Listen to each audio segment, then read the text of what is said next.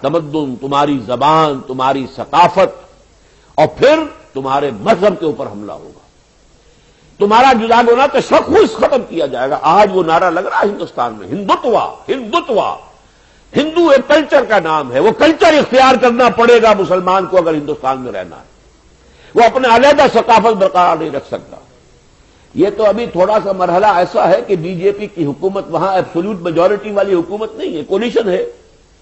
اب کولیشن کی حکومت میں ظاہر بات ہے کولیشن پارٹی دوسری جو ہے ان کی رائے کو بھی مد نظر رکھنا پڑتا ہے، ورنہ ان کے تو جو ان کا مینیفیسٹو تھا اس میں شامل تھا کہ کامن سول کوڈ. یہ کیا نکاح طلاق کے جو احکام مسلمان اپنے علیحدہ لیے پھرتے ہیں، مسلمانوں کے تشخص کے لیے ایک ہی یہ چادر اور چار دیواری کا حصار جو رہ گیا ہے، اس کی وجہ سے ان کا ایک جداگانہ تشخص قائم ہے. ان کی ایک علیحدہ آئیڈینٹی ہے. ختم کریں گے اس کو.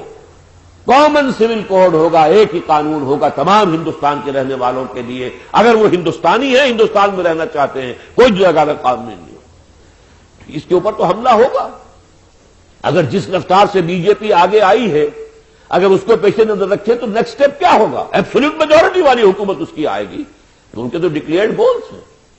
وہ ان کے یہ نہیں ہے کہ کوئی ڈھکی چھپی باتیں رکھی ہوئی ہیں، وہ تو ان کے ہاں طے شدہ ہے کہ ہمیں کرنا ہے. یہ انداز تھا اصل میں کہ جس میں مسلمانوں میں یہ احساس پیدا ہوا اور اللہ تعالیٰ نے توفیق دی. ایک مرد درویش کھڑا ہو گیا، اگرچہ وہ خود بھی کھڑا نہیں ہوا تھا. وہ تو یہاں پر سب سے پہلے تو آپ کو معلوم ہوگا قائد اعظم جو ہے وہ ہندو مسلم اتحاد کے سب سے بڑے نقیب، نائٹنگیل انہیں کہا گیا تھا. بلبل ہندو مسلم محبت کے اور اتحاد کے بلبل ہیں. لہذا اس کے لیے سب سے بڑا ان کی کوشش رہی کہ یہ ایک ہو. لیکن قریب آ کر انہوں نے ہندو کی ذہنیت کو دیکھ لیا. طویل عرصے تک وہ کانگریس کے ممبر بھی تھے، مسلم لیگ کے ممبر بھی تھے. لیکن جب انہیں اندازہ ہو گیا کہ ہندو کی ذہنیت واقعتاً یہ انصاف نہیں کرے گا، اس سے کسی انصاف کی توقع نہیں، پھر ان کا وہ اندر جذبہ پیدا ہوا.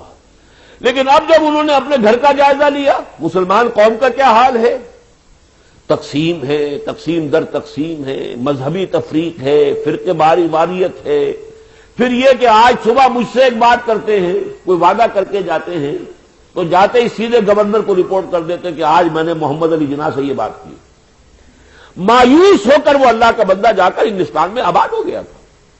انگلستان میں آباد ہو گیا اور ہندوستان میں آنے کا کوئی ارادہ نہیں. میں اس قوم کی قیادت کیسے کروں جس کے بڑے بڑے لوگوں کا حال یہ ہے کہ جو بات وہ صبح مجھ سے کرتے ہیں ابھی اس کے اوپر دوسرا روز نہیں گزرا ہوتا کہ وہ گورنر کے پاس جا کر وہ بات خود بیان کر دیتے. اس قوم کی میں قیادت کیسے کروں؟ یہ الفاظ ہے قائد اعظم. یہ تو علامہ اقبال کی کنٹریبیوشن ہے.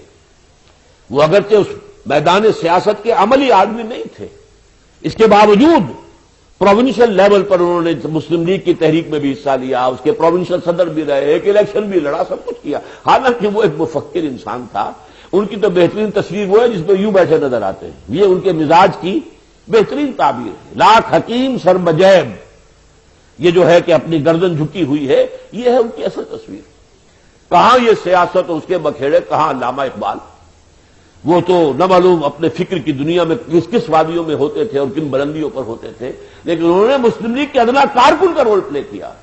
انہوں نے قائد اعظم کو مجبور کیا ہے اور یہ احساس دلایا ہے کہ اس وقت مسلمانان ہند کو جو خطرات درپیش ہیں، اس کشتی کی ناخدائی کرنے والا یہاں کوئی نہیں ہے سوائے آپ کے.